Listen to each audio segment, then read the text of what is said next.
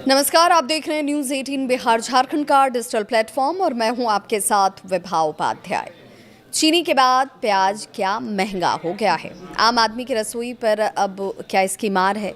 सरकार ने इसका प्लान क्या निकाला है, ये हम आपको बताएंगे। देश भर में चीनी की कीमतों में उछाल के बीच अब प्याज ने भी आम लोगों के रसोई के बजट को बिगाड़ना शुरू कर दिया है।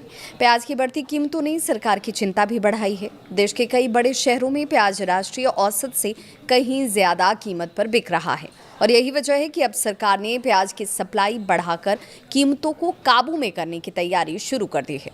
सरकार महाराष्ट्र के नासिक से लेकर देश के अलग अलग हिस्सों में प्याज पहुंचाने के लिए कांदा एक्सप्रेस चलाने जा रही है। जी हाँ, ये सुनकर आपको थोड़ा अजीब लगेगा कि आखिर कांदा एक्सप्रेस इसका नाम क्यों रखा गया। तो इस ट्रेन के जरिए प्याज की तेज़ और ज़्यादा मात्रा सप्लाई की जाएगी ताकि जो बाज़ार है वहाँ पर उसकी उपलब्धता बढ़े और कीमतों पर दबाव कम किया जा सके। सबसे पहले बात करते हैं देश भर में प्याज के मौजूदा भाव की। तो उपभोक्ता मामलों के विभाग के आंकड़ों के मुताबिक शनिवार को देश में प्याज की औसत खुदरा कीमत करीब 42 रुपये प्रति किलो के आसपास पहुंच गई। खास बात यह कि पिछले साल इसी अवधि में प्याज का औसत भाव इससे काफी कम था, यानी कि सालाना आधार पर प्याज करीब 45% महंगा हो चुका है। सिर्फ साल भर में ही नहीं बल्कि पिछले एक महीने में भी प्याज की कीमतों में तेजी देखने को मिली। एक महीने में प्याज की करीब 19% महंगाई जो है उसकी कीमत में ये उछाल जो है वो आपके सामने है।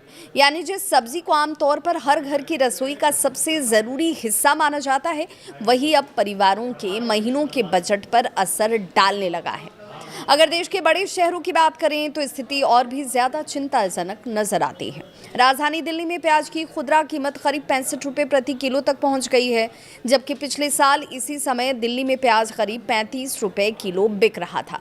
यानी दिल्ली में एक साल के अंदर प्याज की कीमतों में करीब 30 रुपये प्रति किलो का अंतर आ चुका है।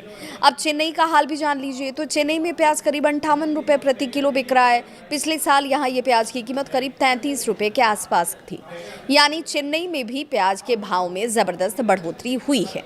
इसके अलावा केरल, असम के कुछ हिस्सों में भी प्याज की कीमतें काफ़ी ज़्यादा स्तर पर नजर आती हैं और यही वजह है कि सरकार ने उन इलाकों में प्याज की सप्लाई बढ़ाने का फैसला किया जहां खुदरा कीमतें राष्ट्रीय औसत से काफ़ी ऊपर चली गई हैं। अब ये कांदा एक्सप्रेस जिसकी चर्चा हम कर रहे हैं, ये क्यों चलाई जा रही है वो भी जान लीजिए। लेकिन इसके साथ सवाल भी है कि आखिर सरकार को नासिक से प्याज के लिए अलग से ट्रेन चलाने की ज़रूरत क्यों पड़ी। तो दरअसल महाराष्ट्र देश का सबसे बड़ा प्याज उत्पादक राज्य है और नासिक प्याज के सबसे बड़े उत्पादन और व्यापार केंद्रों में से एक। ऐसे में सरकार की कोशिश है कि नासिक और आसपास के इलाकों से प्याज को उन शहरों तक तेजी से पहुंचाया जाए जहां इसकी कीमतें ज़्यादा बढ़ रही हैं। इसके लिए रेल परिवहन का इस्तेमाल किया जा रहा है। कांदा एक्सप्रेस के जरिए बड़ी मात्रा में प्याज को एक साथ भेजा जा सके। इसका मकसद सिर्फ प्याज को एक शहर से दूसरे शहर तक पहुंचाना ही नहीं है, बल्कि बाजार में प्याज की उपलब्धता को बढ़ाकर कीमतों पर नियंत्रण करना भी है। सरकार का मानना है कि अगर प्याज में बाज़ार में अगर पर्याप्त मात्रा में प्याज पहुंचता है तो महंगे दामों पर बिक्री करने की गुंजाइश कम होगी और उपभोक्ताओं को राहत मिल सकती है। प्याज की कीमतों में बढ़ोतरी के पीछे सिर्फ उत्पादन और सप्लाई को ही वजह नहीं माना जा रहा। सरकार को इस बात की भी आशंका है कि कुछ व्यापारी बाजार में कृत्रिम रूप से प्याज की कमी पैदा करके कीमतों को बढ़ाने की कोशिश कर सकते हैं। ऐसे में सरकार की रणनीति दो असरों पर काम करने की है।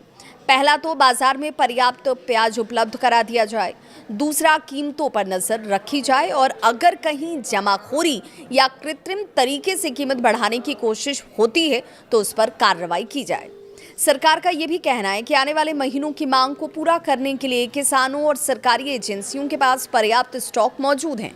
यानी सरकार की कोशिश ये संदेश देने की भी है कि देश में प्याज की कमी बिल्कुल नहीं है, लेकिन सप्लाई और बाजार प्रबंधन को बेहतर करने की ज़रूर है। अब सवाल ये कि क्या प्याज का उत्पादन घट रहा है?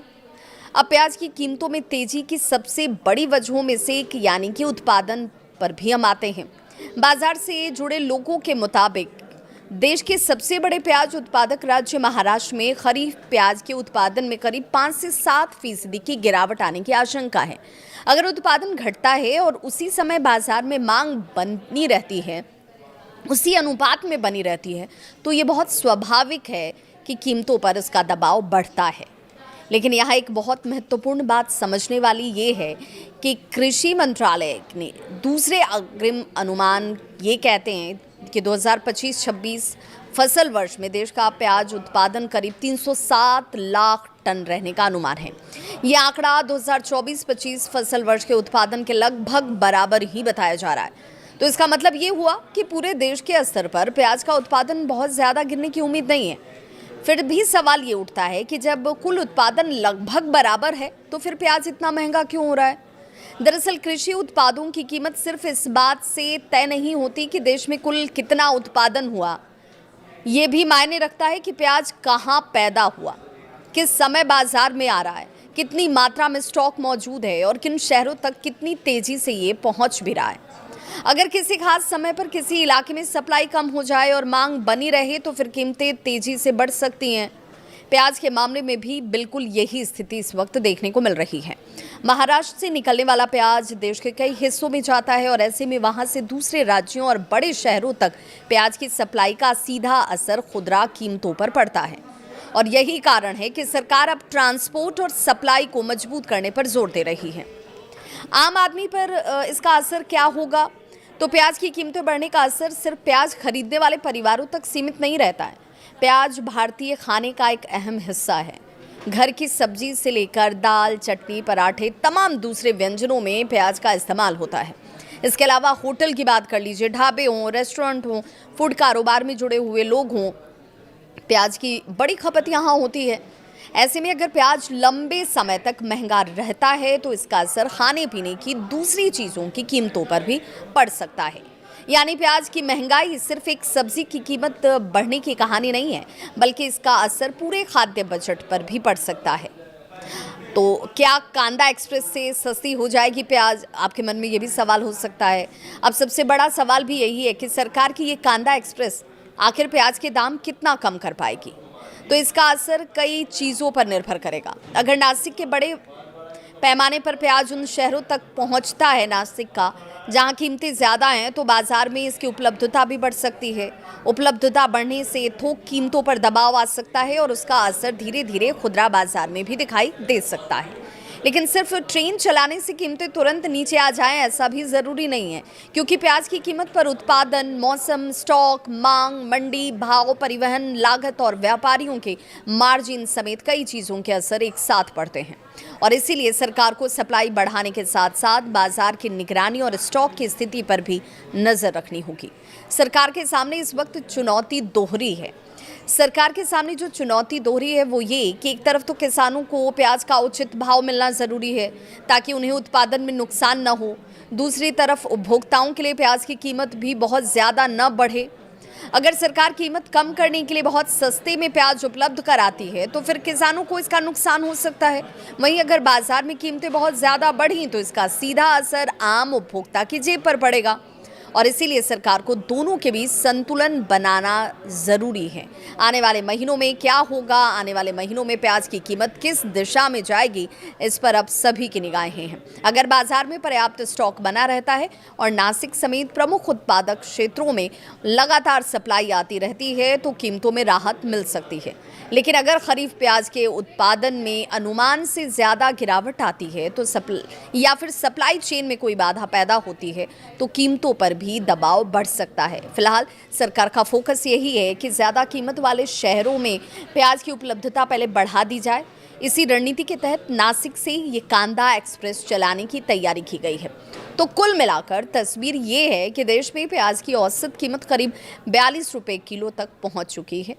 पिछले एक साल में कीमत करीब 45% बढ़ी है, जबकि सिर्फ एक महीने में प्याज करीब 19% महंगा हुआ है। दिल्ली में ये प्याज करीब 65 रुपये किलो और चेन्नई में करीब 58 रुपये किलो तक पहुंचा हुआ है। और महाराष्ट्र में खरीफ प्याज का उत्पादन 5 से 7% घटने की आशंका ज़रूर जाहिर की जा रही है। लेकिन कृषि मंत्रालय के अनुमान के मुताबिक 2025-26 में देश का कुल प्याज उत्पादन जो है वो करीब 307 लाख टन रह सकता है, जो कि पिछले साल के आसपास ही है। और ऐसे में आने वाले दिनों में असली चुनौती उत्पादन से ज़्यादा सप्लाई, स्टॉक और बाजार प्रबंधन की रहने वाली है। सरकार अब नासिक से ये कांदा एक्सप्रेस के जरिए प्याज की सप्लाई बढ़ाकर महंगाई पर लगाम लगाने की कोशिश कर रही है। और अब देखना होगा कि सरकार की ये कवायद बाजार में प्याज की उपलब्धता कितनी बढ़ा पाती है और इसका फ़ायदा आम उपभोक्ताओं तक कितनी जल्दी पहुंच पाता है। क्योंकि फिलहाल सवाल सिर्फ प्याज के दाम का नहीं है, सवाल है आम आदमी की रसोई के बजट का। आखिर कितना ये प्रभावित करता है उस बजट को, सरकार उसे किस रूप में और कब तक राहत दे पाती है, इस लिहाज से भी इसे देखा जा रहा है।